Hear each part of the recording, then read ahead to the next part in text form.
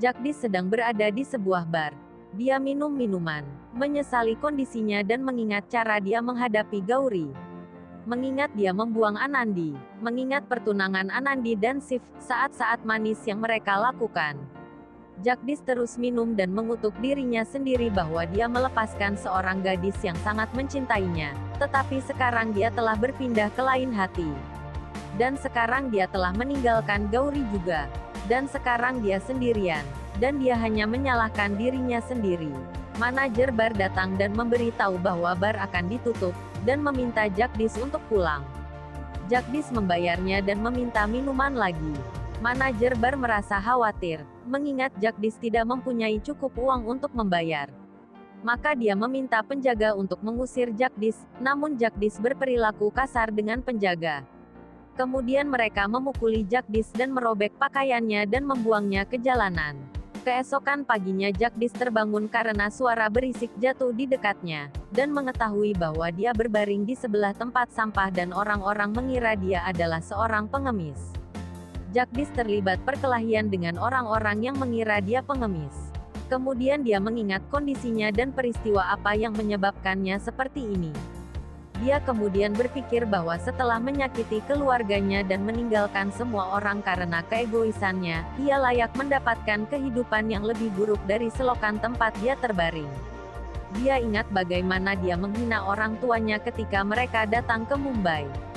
Bagaimana dia berperilaku kasar dengan Fasan dan Gehna ketika mereka pulang untuk pertama kalinya bersama Gauri.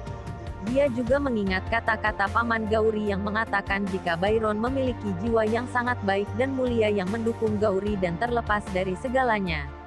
Ia merasa menyesal telah salah memahami ayahnya, ketika dia tidak mengatakan apa-apa tentang bantuannya kepada mereka. Bahkan setelah ditegur olehnya dan Gauri berkali-kali karena itu dia berpikir dia pantas mendapatkannya. Di hidup ini di mana bukan hanya cinta dia juga tidak berhak mendapat simpati. Jagdish berteriak. Dia menangis frustasi dan jatuh ke tanah sambil menangis. Tiba-tiba ia merasakan seseorang menyentuh bahunya. Dia terkejut melihat Kalyani. Jagdish berdiri lalu memeluk Kalyani. Dia meminta maaf pada Kalyani. Kalyani dengan penuh kasih sayang memegang kepalanya, dan berkata seperti telah memaafkan semua kesalahannya dan memintanya untuk pulang. Kemudian Kalyani berbalik dan berjalan pergi.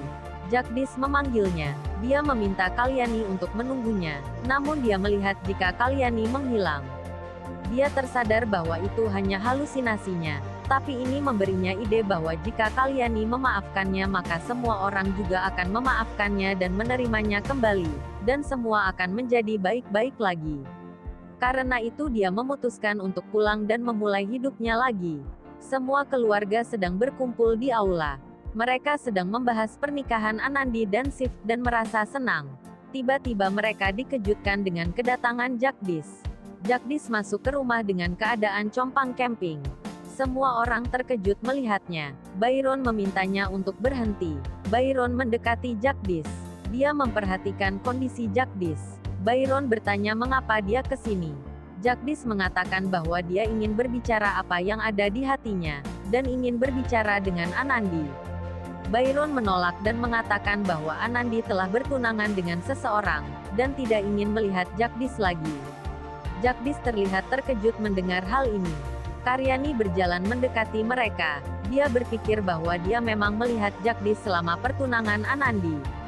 Kemudian Kalyani bertanya apakah dia benar-benar tidak tahu tentang pertunangan Anandi. Jagdish menyangkal bahwa dia tidak tahu. Kalyani memanggil Makan Singh dan meminta dia untuk membawakan barang tersebut. Makan Singh datang membawa sepatu. Jagdish terkejut melihat itu. Kalyani bertanya apa sepatu ini miliknya. Jagdish hanya terdiam. Kalyani mengatakan berapa banyak lagi kebohongan yang akan dia bicarakan, dan menegur Jagdish. Byron bertanya mengapa Jagdish ada di sini. Apakah dia membutuhkan uang atau mereka mempunyai rencana lagi. Jagdish mengatakan bahwa dia tidak menginginkan apapun. Dia telah mendapatkan apa yang pantas dia dapatkan dari kehidupan. Dan dia bahkan tidak merasa dia pantas datang untuk menemui Anandi. Byron menyuruhnya untuk kembali ke Mumbai. Jagdish melanjutkan bahwa dia tahu semua orang akan marah padanya. Dia melihat ke Kalyani.